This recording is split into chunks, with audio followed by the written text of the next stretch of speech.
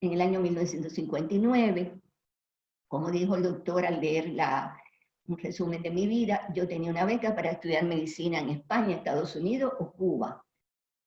Y se produce un cambio que va a ser radical para mi vida, para la vida de mi patria y para la vida de la región. Y es que el señor Fidel Castro llega al poder.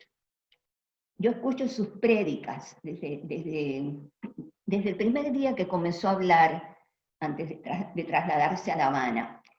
Y sus prédicas se parecían mucho a los valores en los que yo había sido educada. Y sobre todo añadía algunas cosas, como por ejemplo, va a haber medicina para todo el que no pueda pagar, o los servicios de salud van a ser para, no va a haber problema con los enfermos que no tengan dinero, y cosas así. Dijo además algo que a mí me impresionó mucho: se va a reconocer el mérito. Yo creo que una sociedad donde no se reconoce el mérito es una sociedad que no tiene futuro. Y ahí decido cambiar el rumbo de mi vida. Siempre recuerdo a mi madre, acá está Estela, que la conoció, que decía, ella era una mujer de la moda, de la diseñadora de moda, modista de alta costura, y sin embargo fue de las pocas personas que desde el primer día que escuchó a Fidel Castro anunció que no le gustaba porque hablaba con odio, cosa que casi nadie percibió y obviamente yo tampoco percibí con mis 15 años. Y ahí yo decido cambiar mi rumbo, renunciar a la beca y ponerme a disposición por el tiempo que ellos decidieran de la revolución. Pero ahí muy pronto yo empiezo con una angustia existencial que me va a acompañar hasta el último aliento, porque nunca me ha abandonado. Y es que me doy cuenta que muy pronto se empiezan a abandonar los valores. Es más, se deja de hablar de valores, ya no se habla de tener valores para ser buena persona. Lo más importante es ser buena persona, como nos decían. No, la familia comienza a ser destrozada, la libertad la cedimos, la vocación de servicio cambia en función de que todos nos ponemos al servicio de un proyecto de vida de los señores que dirigían ese proceso, sin saber a derecha qué cosa era ese proceso, porque no se explicaba claro. Y allí yo empiezo a preguntarme, bueno, se hablaba de revolución y ser revolucionario. Y ahí yo con mis 15 años me siento y digo, bueno, pero ¿qué diferencia hay entre ser revolucionario y buena persona si dicen que la revolución es para el bien? Y ahí yo decido, después de llorar, de sentarme a meditar, como puede meditar una niña de 15 años en aquella época, no una joven de 15 años como es ahora.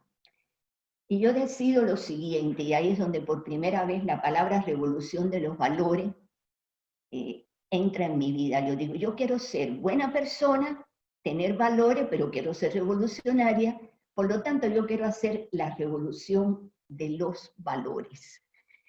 Eso fue a los 15 años.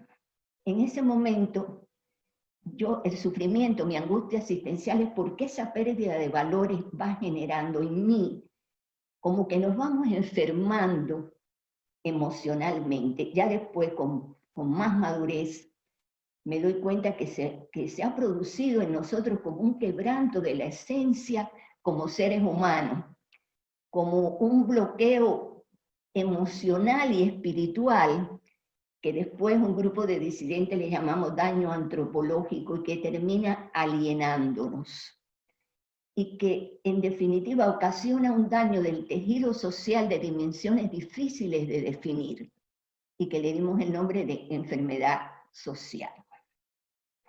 De todas formas, con esa angustia, pero confiando en esa revolución, yo recorrí todos los trabajos y sacrificios de una joven revolucionaria de esa época, a pesar de que yo procedía de una familia donde yo no había nunca pasado trabajo, solamente estudio.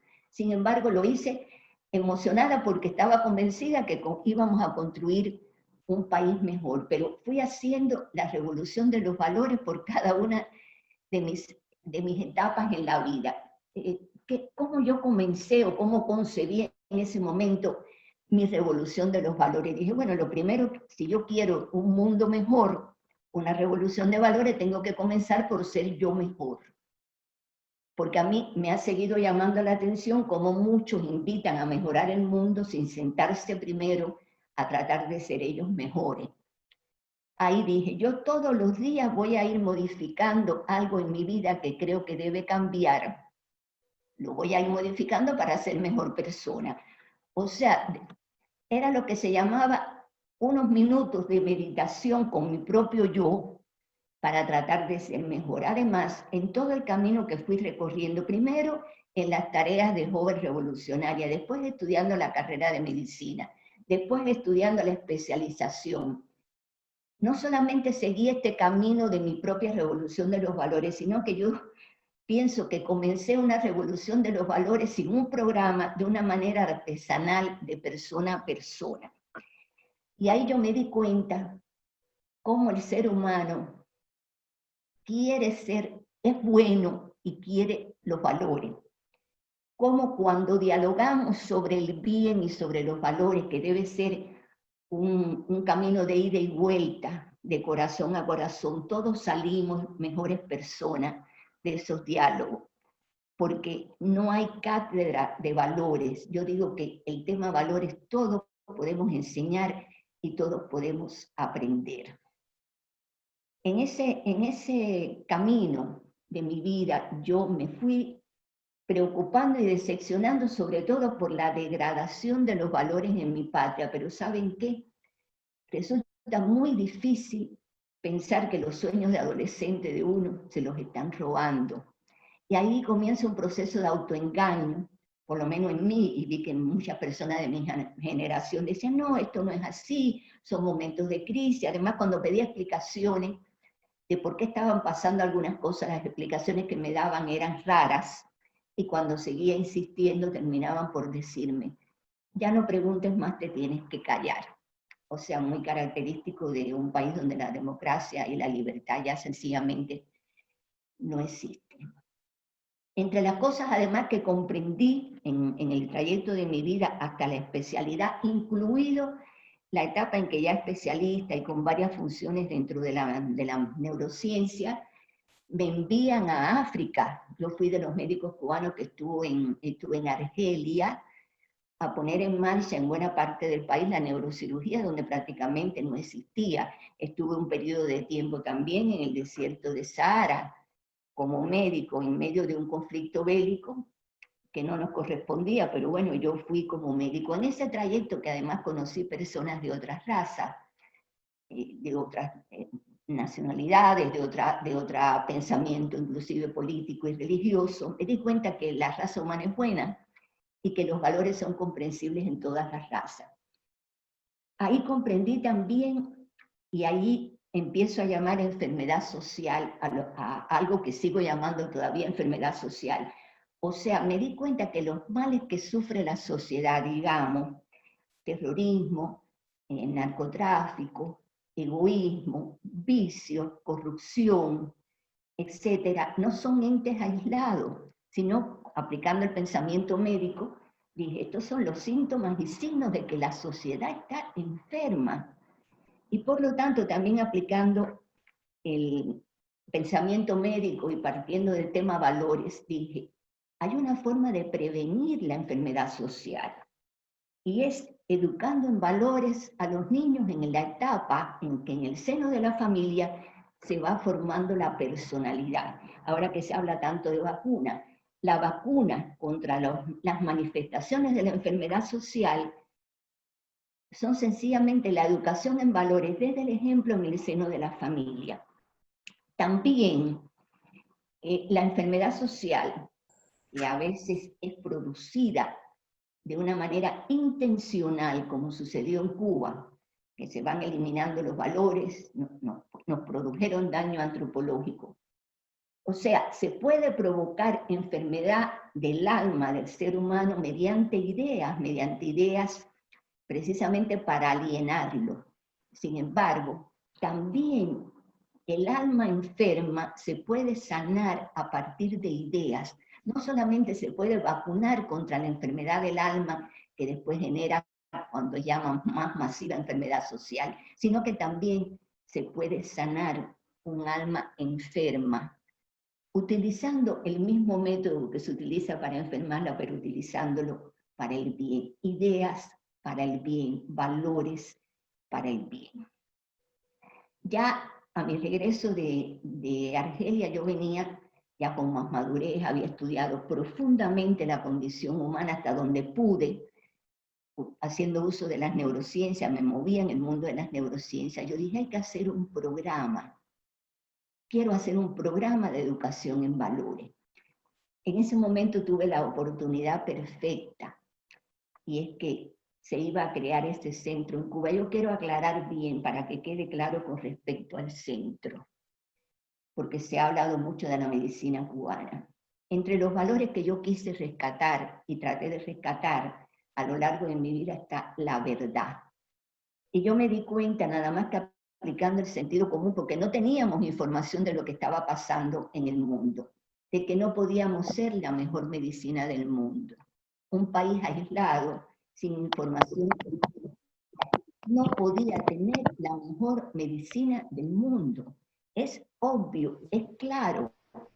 Y ahí yo dije, yo por los enfermos, para que no sigamos engañándolo, yo quiero buscar la verdad. Más aún ya después que estoy en la neurocirugía, digo, no puede ser que se esté operando así en neurocirugía, me parecían traumáticas las operaciones.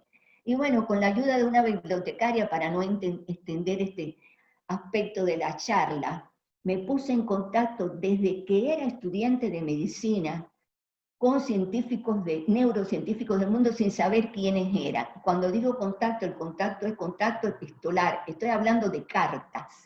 Cartas van, cartas vienen, todo eso quiero aclarar, y porque en los países normales estas cosas no se entienden, que sencillamente eso estaba prohibido en Cuba. Se llamaba contacto ilegal, inconsulto con el extranjero. Sin embargo, lo hice, no voy a explicar para no extenderme, con la ayuda de la bibliotecaria. Y ya cuando yo voy a Argelia, le aviso a los científicos con los que estaba en contacto, ahora estoy en Argelia, contáctenme aquí, envíenme las cartas acá. O sea, tenía más libertad para comunicarme, inclusive algunos se comunicaron por teléfono. Esos científicos que después resultaron ser de los mejores del mundo, entre ellos la profesora Rita Levi Montalcini, que fue Premio Nobel de Medicina en 1986 por el descubrimiento del neurofactor, o sea, el factor de crecimiento neural, fue una de ellas. Y ellos me dicen, después que nos conocemos personalmente, que ellos pensaban que yo era una persona que tenía nivel de decisión en Cuba cuando estaba gestionando esa ayuda. Para no demorar esto, solo les digo que cuando yo regreso de Argelia, yo venía ya con el compromiso de un grupo de neurocientíficos de crear un centro internacional en Cuba, con su propia ciencia que nos las iban a dar y financiado por ellos. O sea, en esencia, ese centro, del cual yo fui creadora, diseñadora y directora hasta mi renuncia, no era un centro de Cuba, era un centro internacional, no tenía ciencia. Yo pudiera decir, sí, yo sabía mucho, era ciencia cubana. No, yo tuve que aprender de esos científicos, era ciencia de ellos, y se la regalaron a los enfermos cubanos. Ese centro fue la oportunidad perfecta para aplicar el programa de educación en valores que creé, y ese programa de educación en valores hizo que ese centro fuera tan exitoso. O sea, no solo por la ciencia, que era de nivel mundial y no cubana, sino porque ese programa que aplicamos sacó lo mejor que los seres humanos llevamos dentro, que son nuestros valores. Por eso es que el centro fue tan bueno de manera integral. Cuando yo renuncio, por las razones que ya se dijo en el resumen, sencillamente porque un centro que era un regalo de los científicos para los enfermos cubanos, decidieron convertirlo en un negocio dolarizado para los señores que gobernaban en Cuba. Y hasta ahí llegué. Yo, que llevaba ya muchos años decepcionada, entendí que era demasiada degradación que yo, en mi afán de seguir ayudando a los enfermos cubanos, aceptara eso, aceptara decir no, es perfecto, yo estoy en función de ustedes, ¿qué ustedes quieren? Que yo trabaje para los enfermos extranjeros nada más y para que ustedes ganen dinero, perfecto. No, dije no, y sencillamente me costó caro. Mi trabajo en la disidencia, en la cual permanecí cerca de 16 años, más importante que hice fue trabajar las ideas con un grupo, con mucho trabajo en condiciones de semiclandestinidad, con diferentes grupos, rescatar la dignidad, el pensamiento propio, los valores, la decencia de las personas con las que me reunía, y para eso conté con la ayuda de mi madre. Llegué a Argentina en el año 2009, con mi programa de educación en valores, y dije, quiero ayudar de esta manera a la patria de mis nietos, porque ya mis nietos que son argentinos habían nacido los dos. Recorrí Argentina con la ayuda de amigos y me di cuenta que en Argentina también hay enfermedad social, pero esta es la buena noticia. Yo estoy convencida que la enfermedad social de Argentina tiene solución, que no es irreversible, que precisamente la pérdida de valores es lo que genera todas las crisis sucesivas que se van produciendo en Argentina, que son en esencia crisis de valores.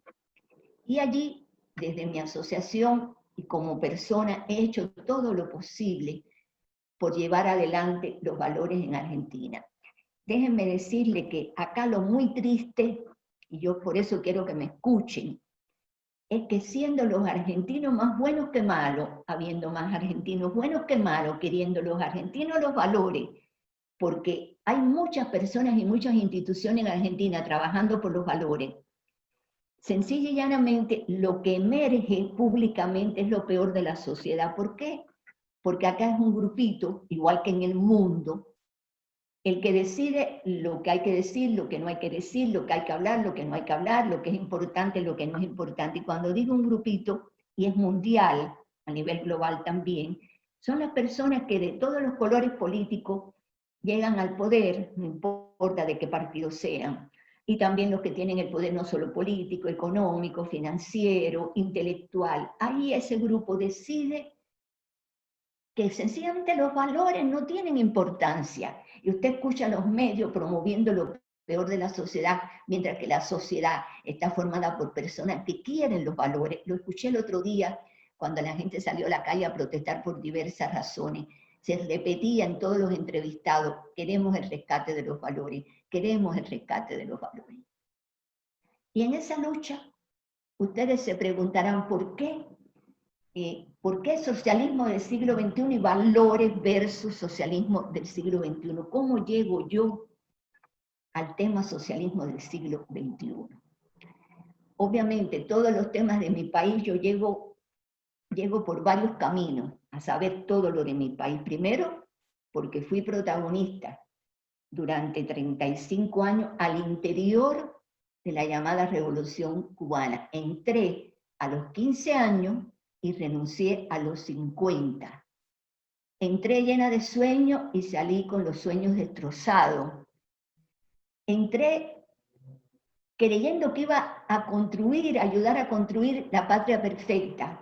Renuncié con el corazón sangrando porque además vi la degradación de mi país, la involución de mi país, motivada por la pérdida de valores. Pero les puedo asegurar que si yo hubiera podido seguir en Cuba con todos los trabajos que pasaba y sabiendo ya decepcionada de lo que era en sí ese proceso, yo hubiera podido seguir trabajando para los enfermos cubanos, en ese centro que era de los enfermos cubanos, y no es porque yo no quisiera trabajar para enfermos que no fueran cubanos, el problema es que no podía ser que ese centro no fuera de los enfermos cubanos porque no tenían dólares para pagarlo.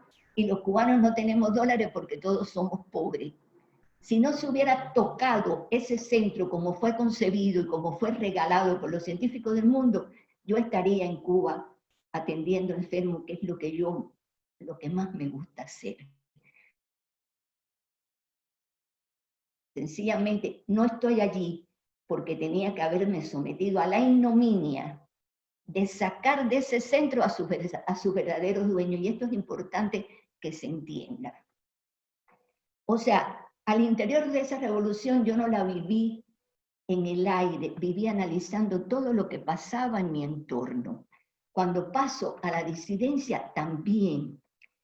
¿Y cómo llego? al socialismo del siglo XXI y cómo tengo la información que tengo sobre cosas que yo no había vivido directamente y no sabía. Bueno, yo nunca tuve poder en Cuba. Mi ámbito fue la medicina. Sin embargo, el poder se acercó a mí. Yo no me acerqué al señor Fidel Castro.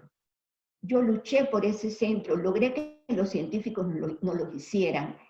La primera vez que yo estoy frente al señor Fidel Castro, inicios de la década del 80, es la foto que anda por internet, donde él me tiene el brazo sobre el hombro, y muchos dicen, acá la niña linda de Fidel Castro. No, en ese momento. A mí me estaban llamando, llevando, mejor dicho, a comparecer ante él.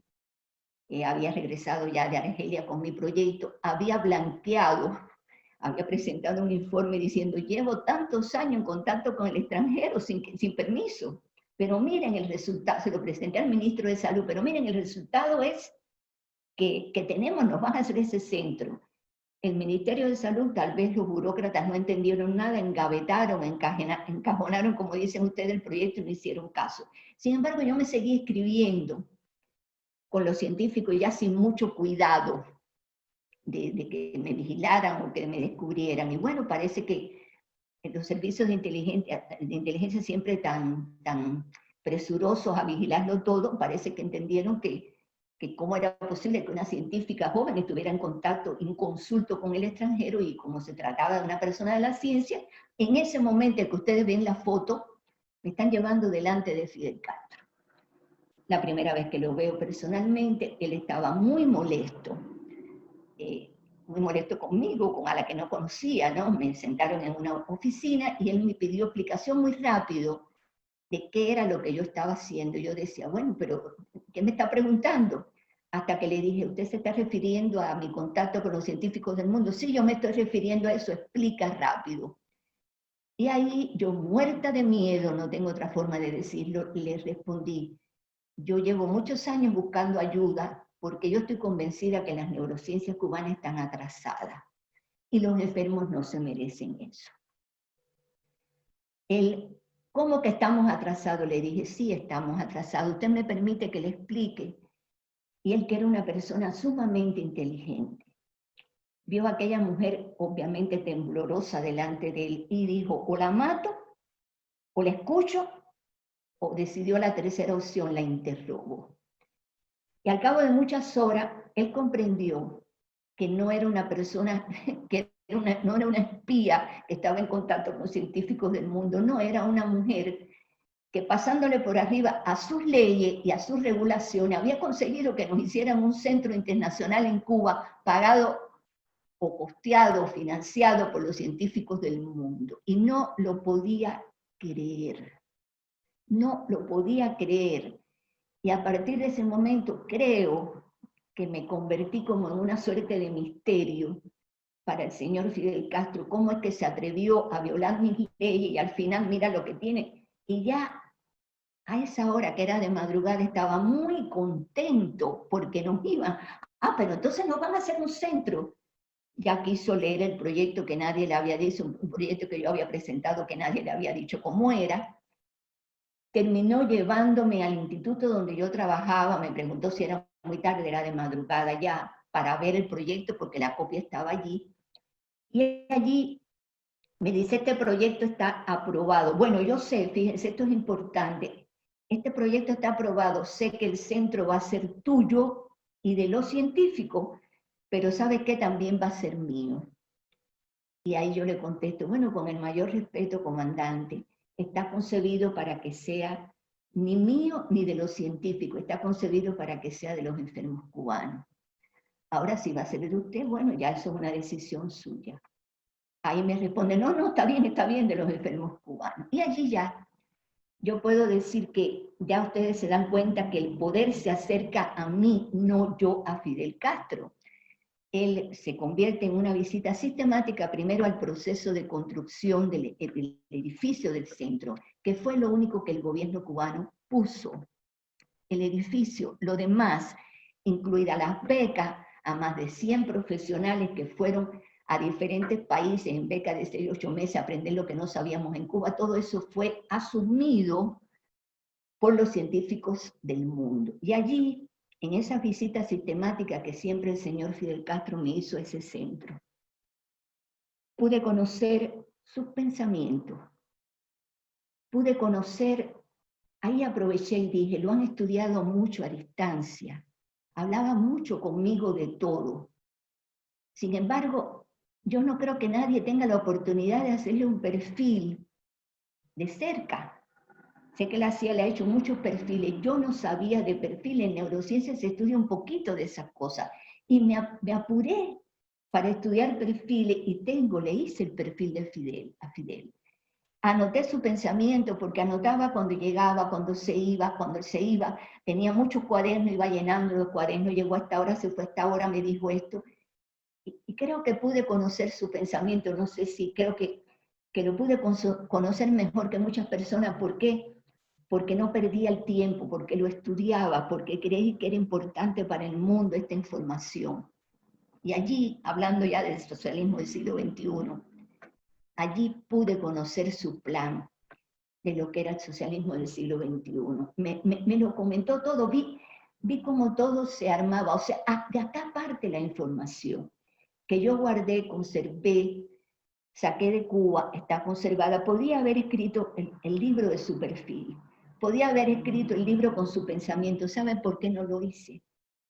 Porque no quiero que digan Hilda Molina está aprovechando para publicar libros hablando de Fidel Castro. Pero ahí está la información, tal vez le sea útil a alguien cuando yo me muera. Pero sí he querido hablar de esto, de este sistema tan peligroso para América Latina, que no me escucharon.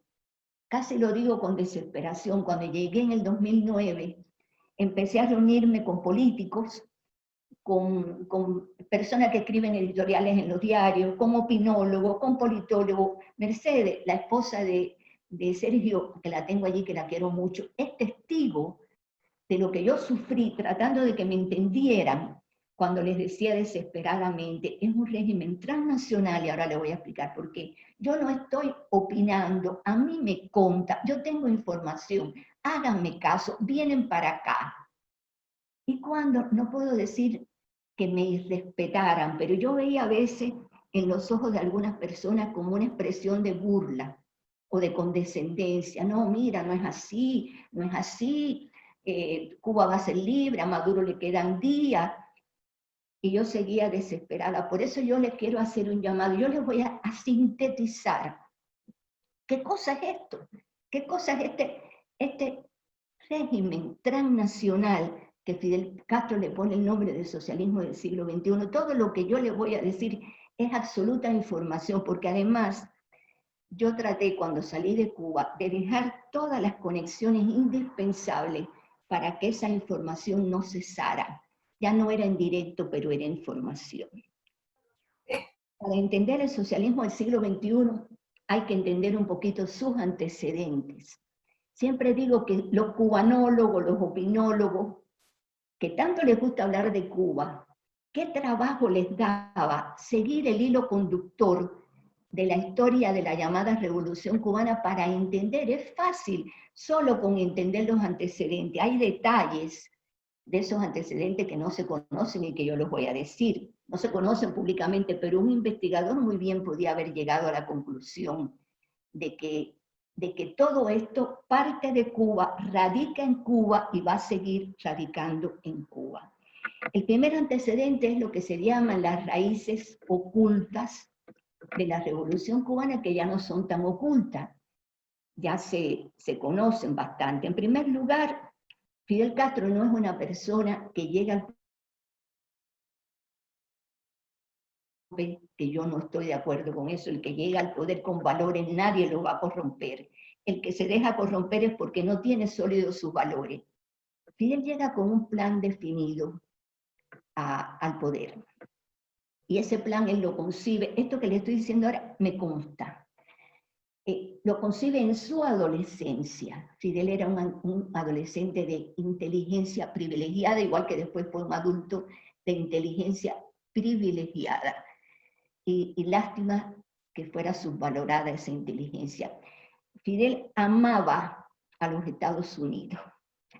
amaba poder gobernar en Estados Unidos, como estaba convencido de que no lo iba a lograr nunca. Él desde adolescente concibió crear la patria grande latinoamericana, o sea, una suerte de imperio antiimperialista. Ya que no podía gobernar en Estados Unidos, podía dirigir el imperio contra los Estados Unidos. Fidel no desperdició un minuto en su vida en llevar adelante sus planes. Estamos hablando del primer antecedente del socialismo del siglo XXI, raíces ocultas de la Revolución Cubana. Ya estudiando Derecho en la Universidad de La Habana, dicho sea de paso, procedente de una familia adinerada, un terrateniente, su padre, estudió en un colegio rico en La Habana, pero ya en la universidad, él se afilia a la red Caribe de espionaje de la Unión Soviética. Era una red, cuando digo espionaje soviético no quiere decir que Fidel fuera un espía importante, creo que suelen llamarlo topos. Esa red la dirigía Fabio Grovar, un muy destacado miembro de la KGB, que después Fidel lo llevó a la cúpula del partido cuando llegó al poder. ¿Por qué Fidel se afilia a la red Caribe? Porque era comunista. No, Fidel Castro no era comunista. Como Fidel Castro me visitaba y en su visita me llevaba muchos libros, porque él quería que yo me documentara en política. Y yo le decía, yo lo siento, comandante, yo no me puedo leer estos libros. Yo estoy dirigiendo un centro internacional, yo tengo que estudiar de mi especialidad. Me decía, pero la política necesita personas como tú, léete estos libros. Y yo le iba poniendo en una mesita que estaba allí en el salón donde él siempre quería hablar conmigo. Y revisando esos libros yo me doy cuenta que Fidel se armó un Frankenstein ideológico y fue tomando de todas partes lo que le iba a ser útil a lograr sus planes. Su plan, su objetivo, la patria grande latinoamericana. Y sencillamente llegué a la conclusión que la ideología de Fidel era él mismo. Era Fidel Castro, era lograr su objetivo. Y por eso se afilia a esta red, porque era la manera de estar en contacto con los que en ese momento eran, en plena Guerra Fría, los enemigos fundamentales de los americanos. O sea, fue un paso estratégico monumental, uno de sus tantos pasos estratégicos. Y el otro antecedente importante es que Fidel fue su publicista, también monumental. Desde la Sierra Maestra, revisen después, hay muchos libros que se han escrito, de cómo Fidel lleva a Heber Matthews a la Sierra Maestra, que era un periodista muy importante del New York Times, para que hiciera un reportaje de lo que estaba pasando en la sierra. De ahí Fidel se convierte en un mito mundial, en una deidad mundial, y ese marketing para convertirlo en una deidad mundial lo va a acompañar a lo largo de su vida. O sea, en eso también fue un estratega. Este es el primer antecedente del socialismo del siglo XXI. Cómo Fidel construye todo. El segundo antecedente, y atención, porque este para mí es el más importante de todo. En una de las conversaciones que Fidel sostiene conmigo, me dice lo siguiente, en una lapicita. Hilda, no creas en la inteligencia de los oligarcas. Oligarcas le llamaba, como le llama a su discípulo, a todo el que no pensaba como él. Los oligarcas son malos, pero son bobos. Son bobos. Hace muchos años que estamos haciendo en América Latina la revolución silente. Estamos enseñando a pensar a la América Latina. Y yo le digo, la revolución silente, ¿qué cosa es? Obviamente yo preguntaba y preguntaba y preguntaba para seguir obteniendo información. Y me dice, bueno, claro, no te lees los libros que yo te traigo. Y toma de la mesita uno de los libros y me dice, léete este libro y vas a saber aquí qué cosa es la revolución silente. Como ya quería yo saber lo que era la revolución silente, esa noche me quedo en el hospital porque tenía casos operados y me leo aquel libro abigarrado, pero su autor se llamaba Anthony Gramsci, que obviamente yo no sabía quién era el señor Gramsci. Los politólogos y sociólogos deben saber exactamente quién es Anthony Gramsci, el pensador, el filósofo marxista, que cuya teoría a mí me pareció espantosa aquella noche. Cuando yo me leí aquello y traté de interpretarlo, yo entendí que según lo que este señor planteaba en su teoría, la mejor forma de ganar una batalla, una guerra o de lograr un objetivo, no era la lucha armada, sino entrar en las neuronas de las personas. Fíjense, él no lo dice así, entrar en la esfera cultural del ser humano, robarle el alma, robarle las neuronas, y ya está todo hecho. Y ahí me di cuenta yo, y por eso lloré tanto esa noche, que no solamente llevaba años haciendo la revolución silente en América Latina, como me dijo, con una expresión de satisfacción tremenda, sino que además nos los había hecho a nosotros los cubanos. Había convertido a mi patria en un laboratorio de experimentación social, política y económica, y llevaba años robándonos el alma, robándonos la capacidad de pensar con nuestro propio cerebro y nosotros permitiéndonos que eso pasara. Haciendo en esencia la revolución de los disvalores. Esa revolución silente a la que Fidel se refería no era otra cosa que quitar todos los valores que llevamos los seres humanos en el alma y convertirnos en algo que no somos. Ya le digo, para mí esto es lo más importante para él poder llevar adelante su proyecto. Hizo otras cosas que voy a resumir, los otros antecedentes del socialismo del siglo XXI, pero en mi criterio el más importante es destrozar al ser humano, alienarlo, y no solamente lo hizo con nosotros, confesado por él. Los oligarcas son malos pero bobos, y llevamos muchos años, después supe que desde que había llegado al poder, estaba aplicando las doctrinas de Gramsci en América Latina, creando muchos robots que después fueran capaces de llevar adelante su proyecto. El otro paso fue la primera reunión tricontinental que se celebró en La Habana en enero de 1966.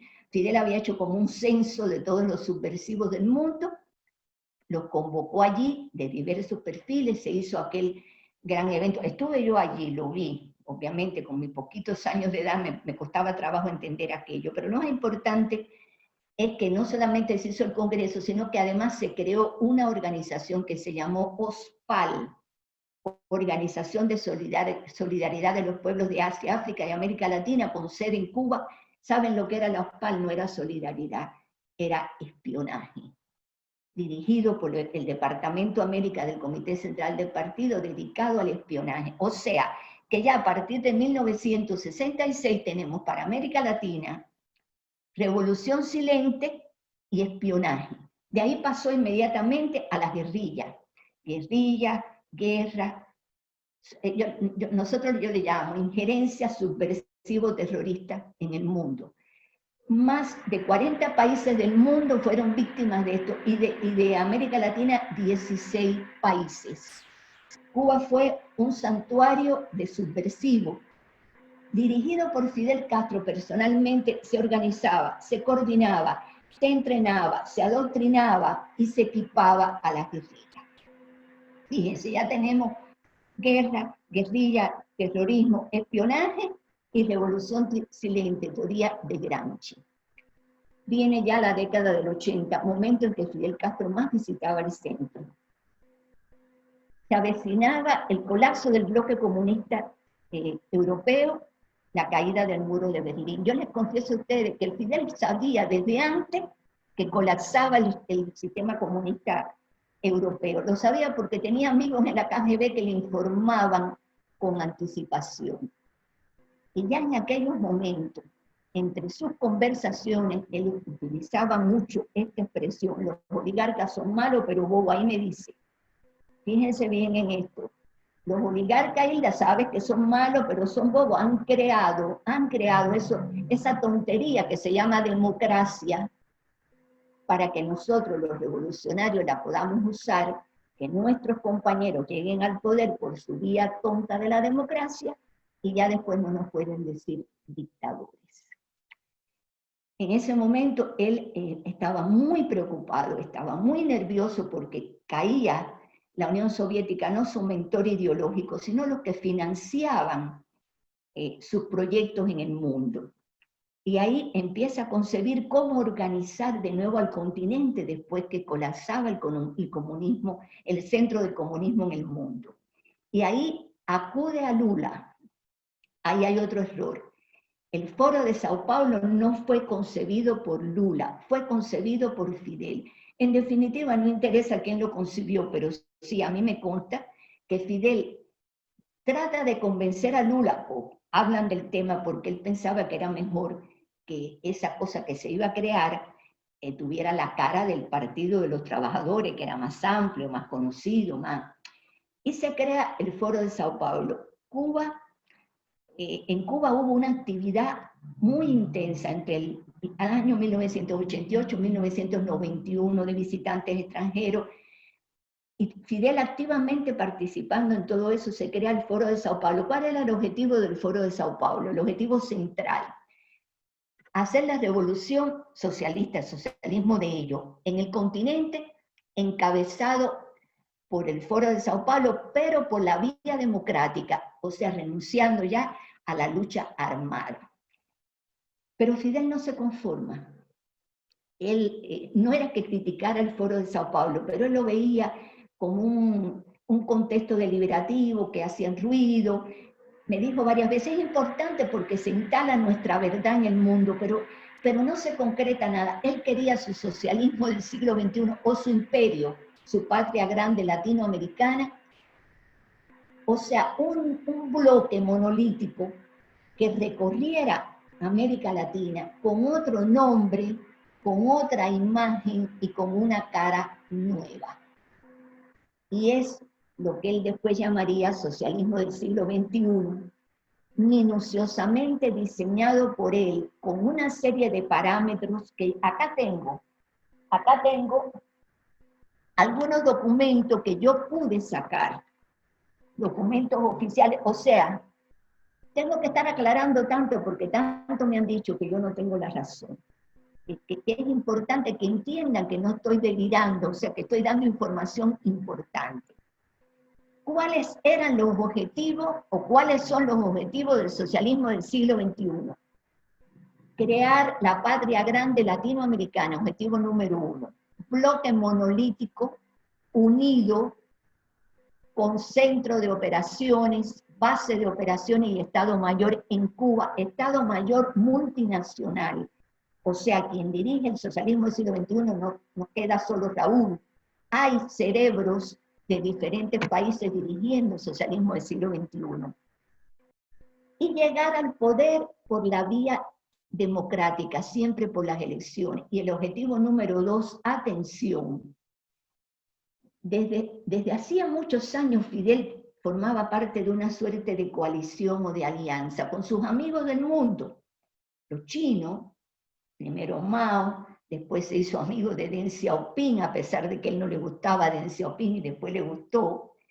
La dinastía Al-Assad de Siria, los ayatolás de Irán, la dinastía Sun de Corea del Norte. Él involucró a Cuba en una alianza medio, digamos, todavía no muy sólida, cuyo objetivo era terminar con la hegemonía de Occidente. Él me dijo, Hilda, hace años que estamos aliados a nuestros amigos, ¿por qué tú crees? Me dice, ¿tú crees que los yanquis, que era como él le decía a los americanos, y los europeos estos atrasados europeos, pueden seguir siendo el eje del mundo? Y yo le digo, ¿y cómo va a ser el eje del mundo? Me dice, bueno, China, Rusia, Irán, Siria, Corea del Norte, por acá nosotros que vamos con nuestra patria grande latinoamericana. Y ahí me dice algo que a mí me conmovió, me lo dice medio disimulado, tal vez no tan crudo como yo se lo voy a decir a ustedes.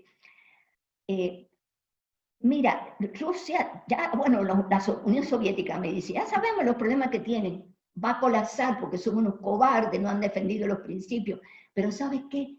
Hay gente muy buena allí que tiene dinero, mucho dinero, conserva el poder económico. Por lo tanto, ya después, con el poder económico, van a poder reorganizarse en la nueva Rusia. Sabía perfectamente, tienen a Vladimir Putin, que sus amigos que habían reprimido al pueblo soviético, al mismo tiempo habían robado dinero y ya tenían dinero para después reciclarse como demócrata en la Rusia que vendría. Lo sabía. Y el segundo objetivo del socialismo del siglo XXI era entrar ya en esa alianza mundial, no ya como Cuba, sino en medio, dirigiendo Fidel ese bloque para contribuir del lado de acá a esa coalición cuyo objetivo era terminar con la hegemonía de Occidente. Y no es que yo crea que la hegemonía de Occidente tiene tantos valores, pero por lo menos algunos valores conserva. Había entonces que pasar a otro paso en el socialismo del siglo XXI, buscar su delfín, su emisario.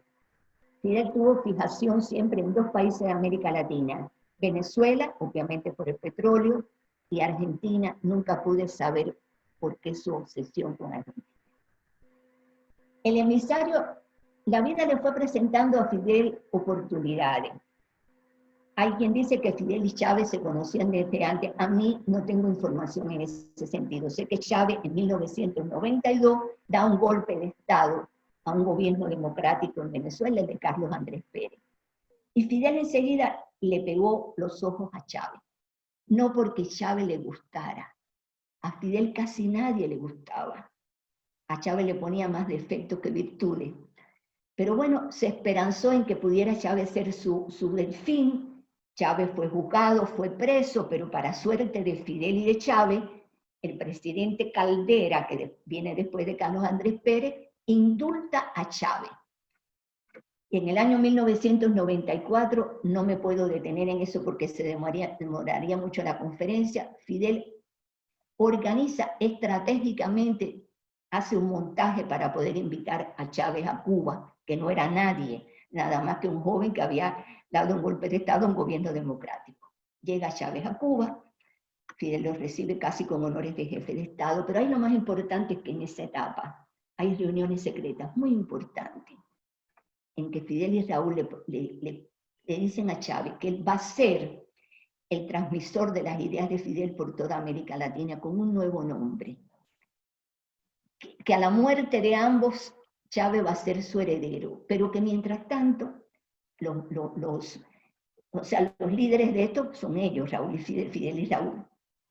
Y que además le van a hacer la campaña en Cuba, le van a organizar la campaña que tiene él que ser candidato y se la van a pagar, y así fue. Le organizaron la campaña a Chávez porque son unos grandes estrategas para todo. Se la pagaron sabiendo que ese dinero después pasaría a sus manos a través del petróleo de Venezuela. Chávez ganó las elecciones, llegó al poder en 1999, se mantuvo, se perpetuó hasta el 2013. Lo único que impidió que su permanencia en el poder fuera perpetua fue su muerte. ¿Y qué pasó allí? Se unieron la subversión y la estrategia de Fidel con el dinero del petróleo de Venezuela. Chávez logró su objetivo, perpetuarse en el poder y convertirse en la figura a la que nunca hubiera podido llegar a ser si no hubiera sido por Fidel. Y Fidel logró, sencillamente, expandir sus ideas, su poder y su influencia por América Latina y además dominar a Venezuela. Ya tenemos también entonces el emisario. ¿Cuál es la ideología del socialismo del siglo XXI? Fíjense, yo se lo voy a decir con las palabras que corresponden. Nunca Fidel ni los documentos lo decían con estas palabras. Primero, odio. Odio, resentimiento. Fidel fue el abanderado en el mundo de todos los resentidos, no importa cuál fuera su posición social. Había que dividir la sociedad, pasarle por arriba los valores, y a través de las doctrinas de Gramsci, robarle el alma a la gente y llenarla de odio. Poder, mucho poder, se presentaba como un socialismo nuevo, democrático, humanista. Sin embargo, ¿qué cosa era? Llegar al poder por vía democrática e instalarse como una dictadura perpetua. Y dinero. Hacía falta mucho dinero, eso sí lo repetía Fidel, decía, los oligarcas tienen mucho dinero, las revoluciones tienen que tener mucho dinero para poderse expandir. Por lo tanto, no importaba cómo se adquiría el dinero. Por lo tanto, este régimen transnacional, obviamente, se caracteriza por los hechos de corrupción, por hechos delictivos. O sea, el catecismo, el formato del socialismo del siglo XXI, en manera alguna decía cómo tenía que ser en cada país, o sea, lineamientos generales a aplicar de acuerdo con el dirigente que apareciera en cada país. Lo que sí, obviamente, todos los dirigentes del socialismo del siglo XXI se van a caracterizar porque promueven el odio. Son además adictos al poder, tienen delirio mesiánico. Fíjense ustedes que los presidentes no se suelen presentar tanto con la imagen de presidente, sino como mesías iluminados que van a salvar a los pueblos. Y obviamente todos van a buscar dinero. El nombre, ¿quién le puso el nombre para las personas que son socialistas, demócratas, que pueden decir, bueno, pero ¿por qué? No, se lo puso Fidel el nombre. Existe, no sé dónde vive ahora, un sociólogo, un pensador alemán que se llama Heinz Dieterich, que en aquel momento vivía en México, que crea la doctrina o la teoría del socialismo del siglo XXI, así la llamaba él. Fidel, conversando conmigo, me dice que el tipo es un teórico, a él no le gustaban los teóricos, se pasan la vida escribiendo teoría pero no hacen nada. Estaba muy molesto porque le gustaba el título, el nombre, y lo quería para el régimen que él estaba creando, quería ese nombre. ¿Y qué hace Fidel? Le aconseja a Chávez que contrate al señor Heinz Dieterich como asesor para quedarse con el nombre. Y además le añade, no te fijes en lo que escribe, esa teoría no sirve para nada, pero el nombre está muy bueno. Es decir, que es Fidel de una manera increíble la que adopta ese nombre, robándole el nombre al señor Heinz Dieterich, que por un tiempo fue asesor de Chávez y después creo que se retiró. Tal vez sea que no estaba de acuerdo con que su teoría no era aceptada, sino su nombre. ¿Cuál es el instrumento de gobierno de este sistema que se llama socialismo del siglo XXI? Es una guerra psicológica contra el ser humano inerme, hasta enfermarlo, quebrantar su esencia como ser humano, provocarle daño antropológico utilizando todos los métodos de Gramsci. ¿Y cómo les llega? Bueno, con discursos épicos y con también mensajes subliminales, basados en una historia reescrita en todos los países. Escriben de nuevo las historias como hicieron con la historia de Cuba, los pobres y la pobreza, los derechos humanos, el nacionalismo, el antiimperialismo, el enemigo poderoso que se va a apropiar de los países. En base a ese discurso y a mensajes subliminales, y basados en Gramsci, se van apropiando del alma y de las neuronas de las personas, haciendo su revolución de los disvalores. Además, inoculándole miedo, inoculándole odio. Y hay, y esto es lo más importante, planes políticos, o sea, estrategias políticas para política interna y para política externa. Ya estoy casi terminando, pero esto es importante. ¿Qué está previsto y qué está pasando en los países del socialismo del siglo XXI? Y dicho sea de paso, sigue la revolución silente funcionando y sigue el espionaje funcionando, aún en los países donde no hay socialismo del siglo XXI. Política, o sea, política interna de este sistema. Primero, llegar al poder por la vía democrática, instalarse para siempre con fachada de revolución y discurso populista. Segundo paso, suplantar las constituciones, cambiar las constituciones, de manera que las nuevas constituciones sustituyan la institucionalidad republicana por la institucionalidad dictatorial. Tercer paso, cambiar los sistemas electorales y manipular los procesos electorales, de manera que las elecciones libres y democráticas se sustituyan por rituales de fraude para la perpetuación en el poder.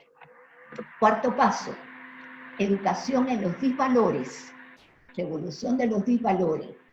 No hablar de valores, no hablar de buena persona, no hablar de familia, no hablar de lo que hacen pensar al ser humano, y sustituirlo por el adoctrinamiento que lleve sometimiento a las ideas de ellos. Quinto paso, no quiero que se me olvide ninguno. Acá tengo el documento por si se me olvida alguno. Destrucción de los opositores. Cuando digo destrucción puede ser infiltración, soborno, chantaje, prisión, o llevarlos al exilio, o provocar un arma muy utilizada por Fidel y también por sus alumnos, que es la ejecución moral. Convertir a sus opositores en guiñapos morales, en basura moral, sembrando mentiras, de manera que la mentira circule y llega un momento que la instala. Otro paso, destruir a la clase media. Desaparición de la clase media.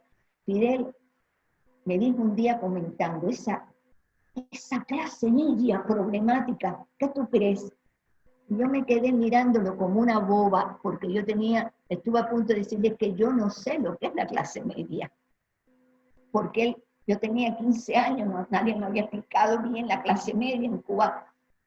Era un país feliz, ya le digo, de valores, y no hubo clase media en Cuba. Estaban ellos allá arriba, millonarios, y debajo el pueblo empobrecido. Dice, no, porque los pobres siempre nos agradecen lo que los ayudamos, y hay ricos que no han sido, que han trabajado su fortuna, y siempre tenemos algún arreglo con ellos. Fíjense lo que decía, pero esa clase media, o sea, la odiaba la clase media. El socialismo del siglo XXI está concebido sin la clase media, que es la clase pujante, después me lo aprendí, la clase pensante, la clase que difícilmente se calle.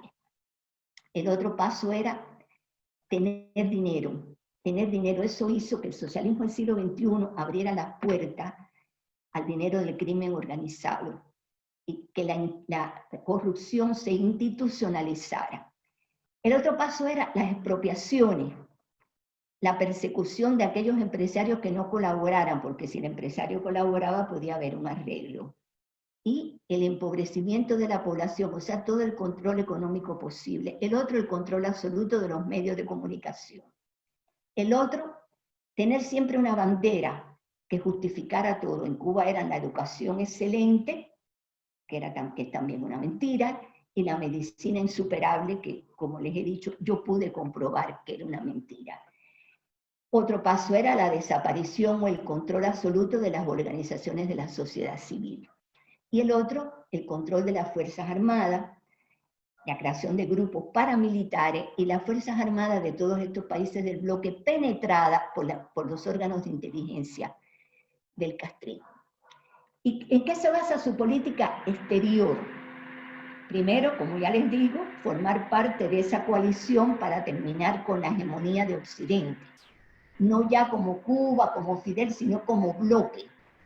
Esto ha hecho que los países que forman parte del socialismo del siglo XXI ya tienen cierto poder de negociación en la ONU. El otro paso de política exterior era los servicios de inteligencia en los países del socialismo del siglo XXI no tienen que operar todo el trabajo de inteligencia, lo hacen los experimentados servicios de inteligencia cubanos, porque para eso se ha habido experiencia y para eso se ha habido desarrollo.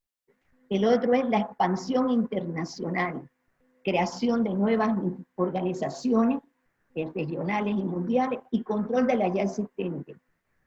El otro es gran poder de lobby. Yo no sé si ustedes han visto el poder de lobby que tiene la diplomacia cubana en la ONU. Inclusive, para mí fue una sorpresa, y yo no quiero hablar de ningún gobierno ni de ningún partido en particular, pero que la canciller del gobierno anterior, un gobierno supuestamente demócrata, estuvo en Cuba buscando el apoyo del canciller cubano Felipe Pérez Roque para que le gestionara votos para salir secretaria general de la ONU, que después no salió, no fue elegida. O sea, es sorprendente que el canciller de un gobierno supuestamente democrático le pida ayuda para llegar a la ONU al canciller de una dictadura transnacional, porque eso le hubiera llevado después un compromiso. Ellos no dan favores y después nos piden que le devuelvas el favor. Eso fue para mí muy llamativo. Y el otro paso de la política externa o internacional era seguir desestabilizando a los países que critican al socialismo del siglo XXI.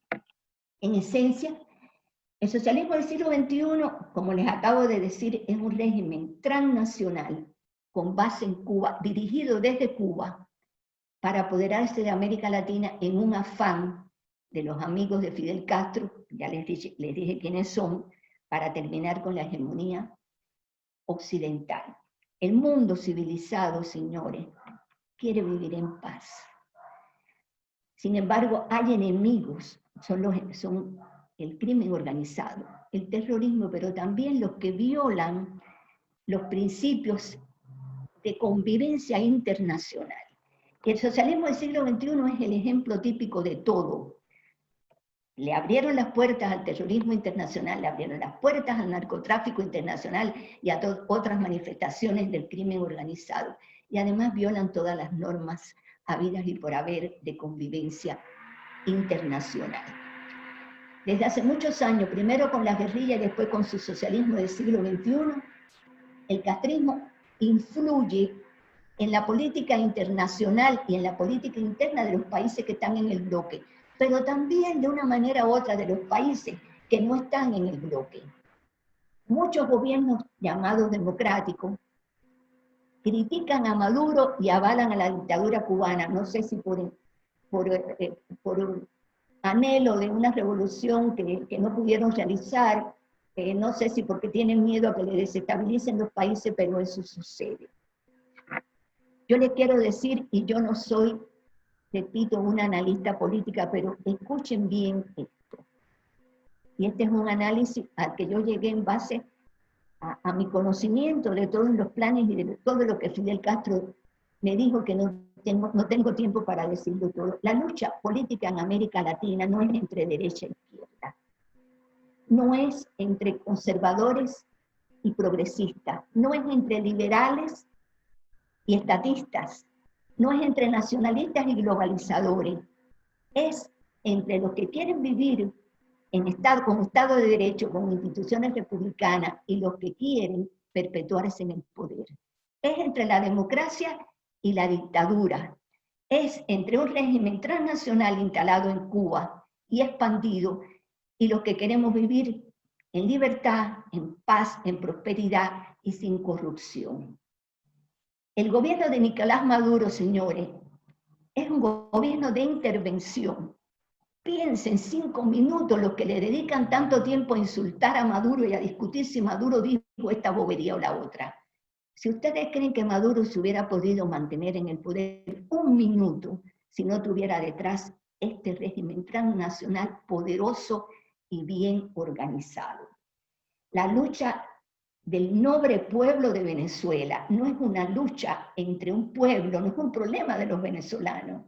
Ese pobre pueblo ya sería libre si no hubiera detrás este régimen transnacional que no ha renunciado a ninguno de los países de América Latina y que tiene ya sus tentáculos en muchos países de América Latina. A mí me resulta muy raro, muy preocupante, que los llamados demócratas de América Latina no se den cuenta de lo peligroso que es que este bloque dictatorial siga en el poder. A mí me parece muy extraño y además me desconcierta que como los llamados demócratas de la región y del mundo pueden coexistir con este bloque dictatorial. No lo concibo, primero porque están vulnerando los principios de su propia legitimidad y segundo, porque no se dan cuenta que se pueden convertir en las próximas víctimas. Sencillamente es así. Y hay una manera, para terminar, hay una manera que yo creo de enfrentarse a la revolución de los disvalores que es el socialismo del siglo XXI, con todos sus tentáculos, porque ahí están, porque el Estado Mayor está en Cuba, porque no lo duden, aunque los opinólogos, cubanólogos, gente con mucho micrófono, con mucho poder y con cosas que yo no tengo, digan que yo no tengo la razón. Yo no tengo por qué estar desesperada con esto, porque podría estar tranquila, Mercedes, ahí está Mercedes, que es testigo de lo que yo he sufrido con esta situación. Hay una manera, y es la revolución de los valores frente a la revolución de los disvalores. Y me duele cuando me dicen que los valores es un tema arenístico. No, los valores, señores, es la esencia del buen ser humano.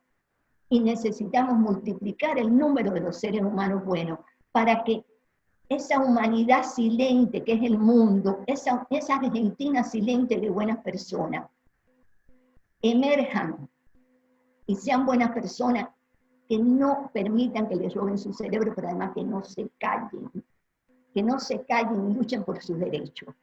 Se lo está diciendo una persona que se dejó engañar, sin embargo que tuve la ayuda de Dios y de mi madre para irme dando cuenta sobre la marcha de que había que despertar y defender el derecho a pensar uno con el propio cerebro.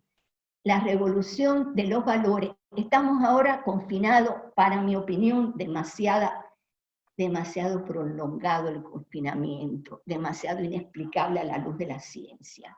Pero bueno, estamos acuartelados, le llamo yo, por la cuarentena. Aprovechemos un momentico cada día y todos hagamos nuestra propia revolución interior. A ver, ¿qué tengo yo que hacer para ser mañana una mejor versión de mi misma persona? Y salgamos de este momento de incertidumbre política, económica, sanitaria, rescatando nuestro propio yo, porque a veces no conocemos ni nuestro propio yo, y siendo mejores personas, y rescatando a la familia, fortaleciendo emocionalmente a la familia con la fuerza curativa del amor, del ejemplo. No sabemos si mañana nuestros descendientes van a ocupar una posición importante, un liderazgo importante en algún ámbito de la sociedad. Yo los invito a hacer como vacuna y tratamiento de esta revolución de los disvalores, versión de Fidel Castro de la teoría de Gramsci, la revolución de los valores, que ¿qué cosa es? La revolución de hacernos buenas personas, la revolución de la familia, del amor, del perdón, del respeto, de la honradez, del trabajo, pero también, porque los valores son un todo inseparable, la revolución de la libertad, la democracia, las instituciones republicanas y el respeto a la Constitución. La única revolución que no necesita un líder ajeno que te mienta, que te lleve por caminos falsos, que te pida que hagas algo que ellos no hacen, que hablen de los pobres mientras son millonarios y saquean a los países, estoy hablando de todos. La revolución que ama, suma, construye, sana, crea, la revolución que no destruye ni despersonaliza. La única revolución verdadera, lo dice una persona que está viva todavía y que protagonizó la más publicitada revolución de los siglos XX y XXI, que hay una sola revolución que puede salvar al mundo, que no necesita líderes ajenos. Y yo les pido por favor que piensen en esto que les he dicho, que salgamos de acá, de esta etapa de incertidumbre y de sufrimiento, siendo mejores personas, protagonizando nuestra propia revolución de los valores, ayudando a formar nuevas generaciones de buenas personas y de buenos líderes. Porque es el único camino, el único para prevenir todos los males que sufre la sociedad. Para prevenir los virus, estos como este que anda por ahí, que mata y enferma el cuerpo, pero también para prevenir los virus que también son pandémicos, que son los virus de los disvalores, que enferman y matan el alma de los seres humanos y de la sociedad. Eso es lo que he tratado de decirle de la manera más sintética posible de un tema tan extenso. Así que bueno, muchas gracias por la paciencia. Muchas gracias a vos, Hilda. Muchas gracias, Hilda. La verdad que nos deja pensando, porque hay muchas coincidencias con lo que ha pasado en los últimos años en la Argentina. Tengo algunas preguntas. Juan Centurión, ¿cómo impacta en la sociedad actual la crisis de la familia tradicional, sobre todo teniendo en cuenta que la misma es formadora de valores esenciales? Bueno, es fundamental. Una de las primeras cosas que Fidel Castro hizo en Cuba fue eliminar la familia. Dividió la familia, o sea, se instauró en Cuba como un método de gobierno también la delación, a la que no me referí, delación de miembros de la familia unos a otros. Yo le llamo a la familia el centro de vacunación, ahora que se usa mucho la palabra vacunación. Ahí se está formando la personalidad del ser humano en ese momento. Y la forma de vacunar contra los disvalores es la educación en valores, pero ¿saben qué? Yo en Argentina estoy muy preocupada porque a veces se entiende como familia, una casa linda, llena de muchos recursos, de muchos equipos, etcétera, pero donde las personas no se hablan, donde las personas no se miran a los ojos, donde no hay un puente de ida y vuelta entre adultos y niños y adolescentes, y donde no hay ejemplo. O sea, los niños y los adolescentes hacen más lo que ven hacer a los adultos que sencillamente lo que les dicen que hagan. Entonces, la familia como tal es imprescindible porque es el valor más importante, porque allí se aprenden todos los valores. Se vacuna contra la enfermedad social y también se sana el alma de alguien que haya sido dañado sobre la marcha. Pero repito, a veces tú ves la familia bien estructurada, pero la madre está en una cosa, el padre en otra, no saben qué están haciendo los hijos, y tú no te pelees, pero sencillamente los hijos ven que los padres se pelean. Esta violencia que hay en la sociedad argentina parte de los problemas que hay al interior de la familia. Para mí es muy doloroso, por ejemplo, ver cómo ahora están atribuyendo a la cuarentena los problemas que se ven que ha habido en la familia. Y algunos medios muy poderosos que llegan a todo el país, utilizan como una gracia hablar de quiénes se divorciaron y cuántos se divorciaron, en lugar de buscarle el momento positivo de dar consejos para rescatar la familia. Y el problema no es de la cuarentena, ese problema ya estaba en esa familia que no funcionaba.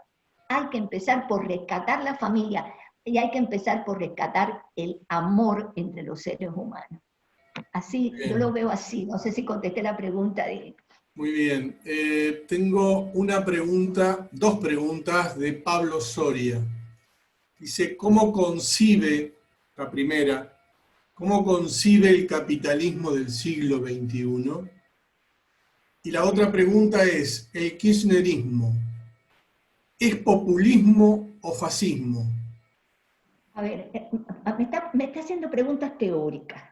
Y yo realmente, si ustedes me piden definiciones filosóficas, sociológicas y teóricas, no creo en esas definiciones. Yo no concibo el capitalismo, ni el socialismo, ni nada. Yo quiero un mundo, y por eso estoy luchando, de buenas personas, que debían quitarle los nombres, buenas personas, de honradez, de trabajo, de sacrificio, de reconocimiento al mérito, donde se respeten todos los valores y los derechos y las libertades con los que nosotros venimos al mundo. Y yo me siento incapaz de definir si fascismo o populismo.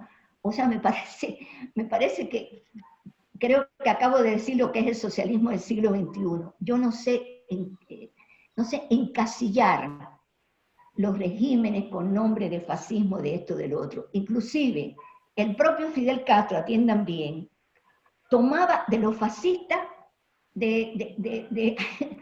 tomaba inclusive de la historia antigua, de Alejandro Magno, de Nerón, hasta de Calígula, de los fascistas, de Stalin, de Hitler, tomaba todo lo que le convenía. O sea, yo no le puedo responder esa pregunta. Okay. Solo les digo que se fijen en lo siguiente, que es más peligroso que darle el nombre de fascismo o de populismo o de esto o de lo otro.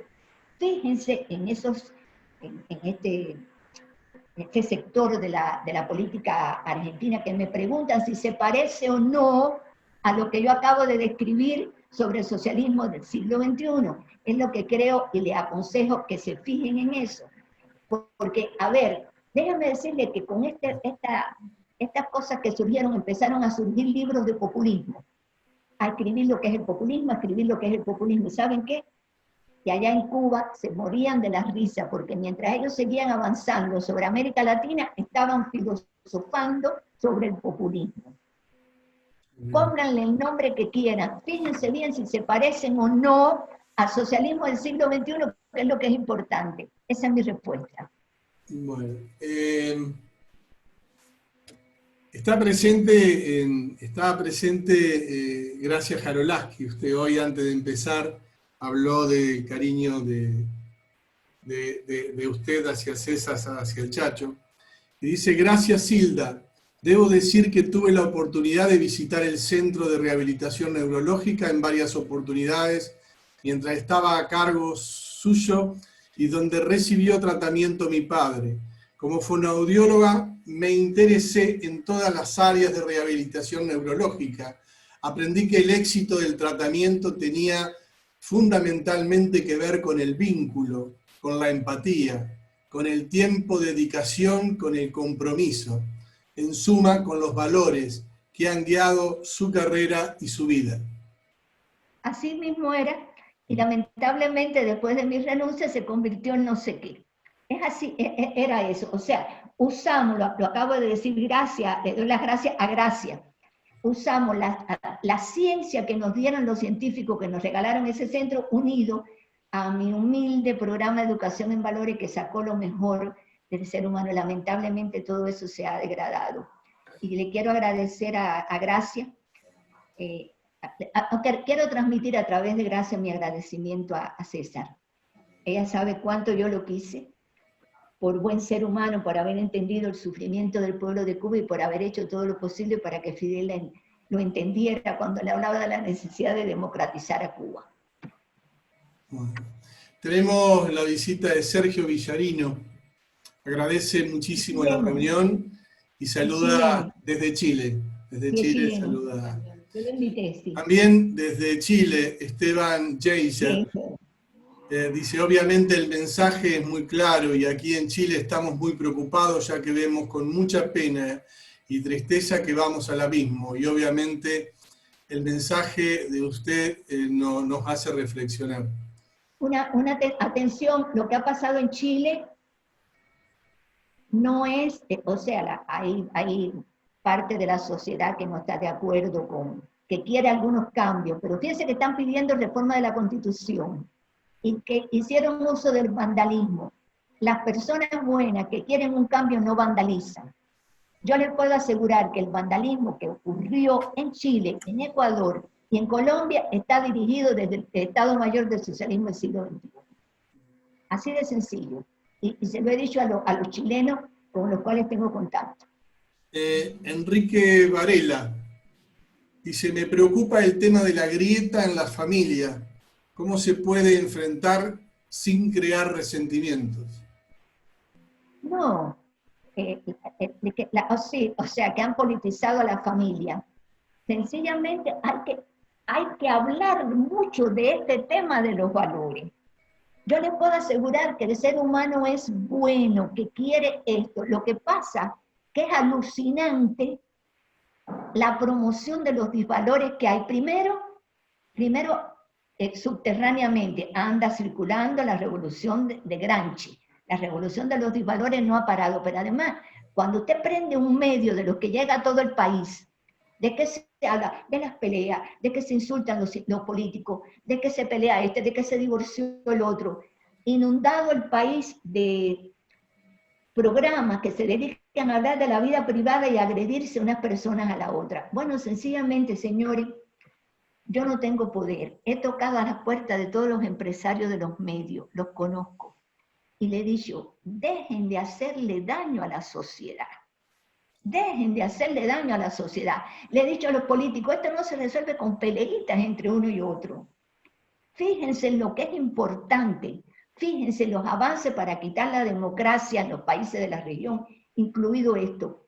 Rescaten los valores. Cuando a la gente se le enseña a amar, a perdonar, a dialogar, sencillamente la grieta va a ir disminuyendo. Ahora, yo he oído personas con micrófono que son muy respetadas, que dicen: yo no perdono públicamente. Yo le diría a esa persona: bueno, si no has podido perdonar, no perdone, pero por favor no utilices un medio público para promover el no perdón, porque eso incentiva el desarrollo de lo que llaman grieta. Grieta no es otra cosa que el triunfo del odio y del resentimiento sobre el amor. ¿Cómo se combate? Hablando de esto. Ahora, no se puede combatir con Hilda Molina, desesperada, hablando aquí y allá, haciendo lo que pueda. Yo necesito un poquito de ayuda. un poquito de ayuda. Mercedes sabe cuánto la he pedido. Primero, para que me entiendan que cuiden el país, rescatando valores y dándose cuenta lo que viene para el país. No filosofen, no le pongan nombre a las cosas. Fíjense lo que digo, que es más importante. No se pierdan en ponerle nombre, en leer libros de populismo. Escribieron libros de populismo para vender libros los que lo escribieron, pero no importa eso tanto en Argentina. Lo que importa es si tiene que ver lo que va a pasar aquí con el socialismo del siglo XXI.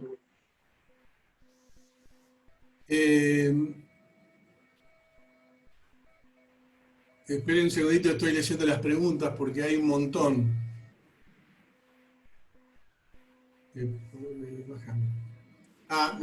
Agradece mucho la gente de Chile y preocupados por la juventud, que están totalmente fuera de toda discusión política y no están formados, y dice lo que le esperarán a los jóvenes. Seguro, porque los entretienen con la bobería, ¿se dan cuenta? Todo eso es un trabajo gramsciano, de hace muchos años. ¿Alguien quiere hacer una pregunta verbal? Habilitamos el micrófono.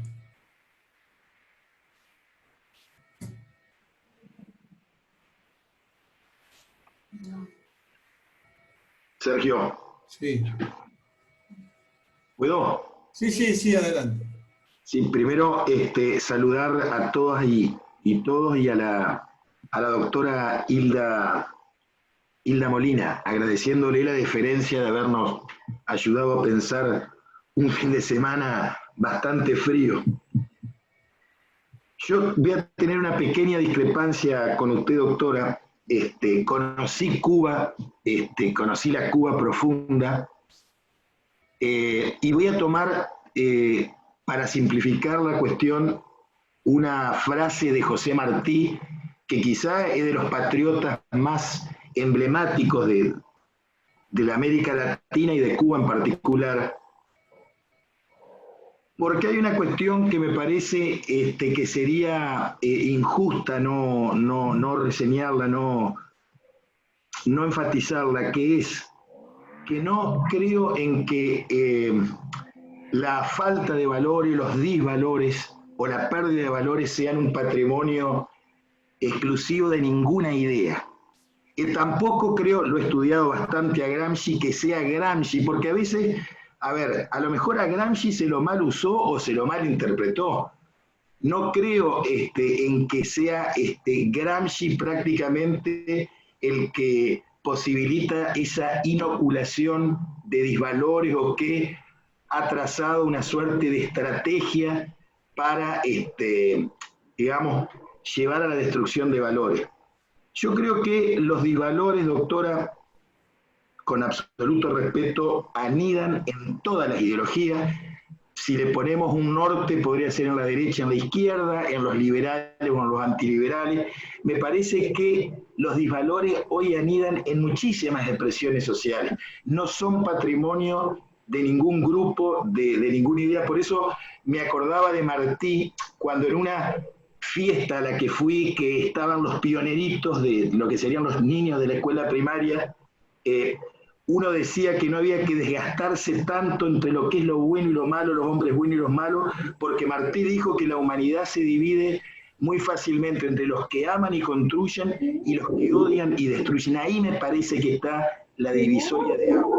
Nosotros tenemos que apostar a estar en el bando de los que aman y construyen y enfrentar democrática y republicanamente a los que odian y destruyen. ¿Y qué fue? ¿Y cuál es la discrepancia? Porque creo que exactamente eso fue lo que yo dije. Yo me referí, déjeme aclarar, yo me refería a Gramsci en la versión de Fidel. O sea, Fidel tomó a Gramsci e hizo con eso su revolución silente. Yo no estoy culpando a Gramsci, estoy diciendo para que se entienda de dónde Fidel toma. Y obviamente yo creo que usted está diciendo lo mismo que yo dije. El valor no es, obviamente, ni yo soy capitalista, ni soy del otro lado. O sea, el valor está en el ser humano, también lo dije. El ser humano nace con valores.